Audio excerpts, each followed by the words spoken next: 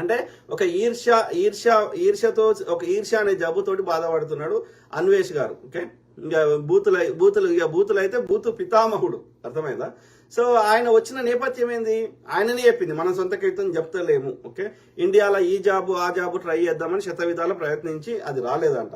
Okay, రాకపోతే ఈ షిప్పులలో గడిగే job ఆయన గోవాలను ముంబైలను ఏదో ఇంటర్వ్యూ పోతే వచ్చిందంట. ఓకే, ఆ విధంగా షిప్పులలో చిప్పలు గడిగేటువంటి ఉద్యోగము సంపాదించుకొని ఆ షిప్ ఏడాడికి పోతే ఆడికి పోయిండు. అంటే ప్రపంచ అన్ని దేశాలకు షిప్ పోతుంది కదా. సో ఆ విధంగా షిప్తో పాటు పోయి షిప్పులు కడిగి ఆ విధంగా ఆయా దేశాల్లో ఏముంది ఏం లేదు అక్కడ ప్రజలు ఎట్లున్నారు అనేది అతనికి కొంచెం అవగాహన వచ్చింది, తెలుసుకున్నాడు. అంటే ఆ భయం పోయింది, కొత్త ప్రాంతానికి పోవడానికి భయం పోయింది.